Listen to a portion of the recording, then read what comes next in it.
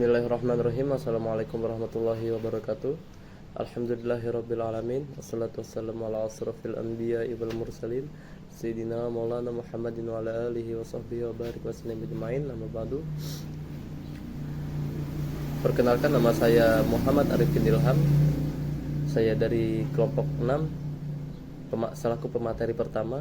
Adapun anggota-anggota kami yang kedua yaitu Saudara Fadilah selaku pemateri kedua, dan yang ketiga Saudari Uswatun Hasanah selaku pemateri ketiga.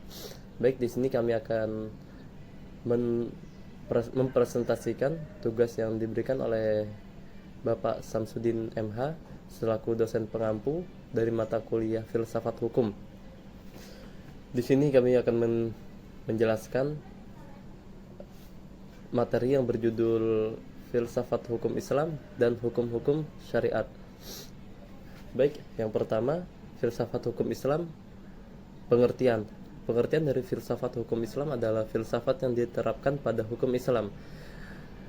Filsafat ini merupakan filsafat khusus dan objeknya tertentu, yaitu hukum Islam.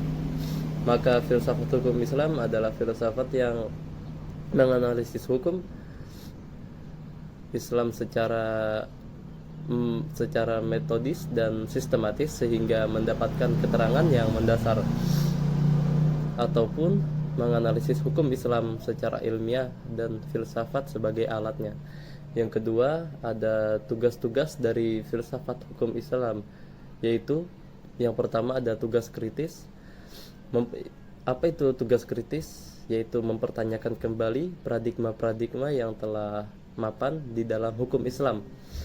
Adapun tugas konstruktif, yaitu mempersatukan cabang-cabang hukum Islam dalam kesatuan sistem hukum sehingga nampak bahwa antara satu cabang hukum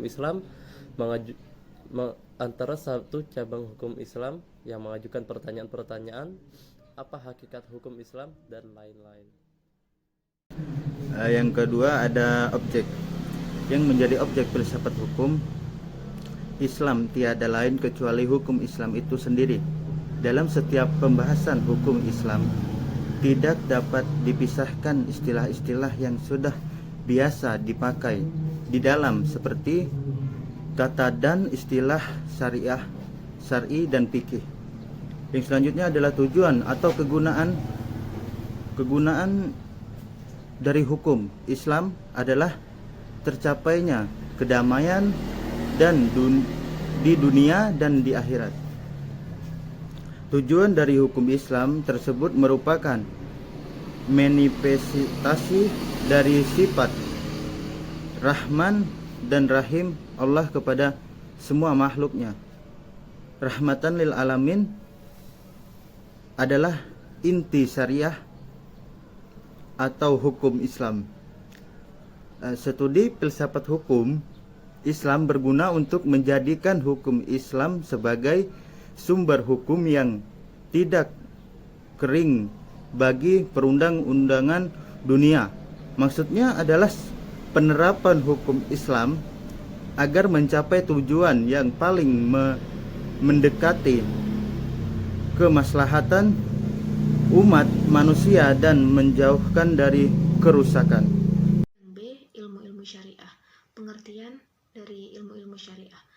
Secara etimologi, syariah berasal dari bahasa Arab syara'a yashra'u syara'an wa syari'atan, yang berarti jalan ke tempat air. Kemudian kata ini dikonotasikan oleh bangsa Arab dengan jalan yang lurus yang harus ditaati. Pada praktiknya juga dapat dimaknai sebagai seperangkat nilai yang sudah dikembangkan dalam suatu disiplin ilmu. Maka teoretisasi dan sejarah pemikirannya syariah sudah melahirkan derivasi epistemologis dan teknis keilmuan secara relatif detail. Selanjutnya, sumber-sumber ilmu syariah. Sumber-sumber ilmu syariah itu ada 3. Yang pertama ada Al-Quran.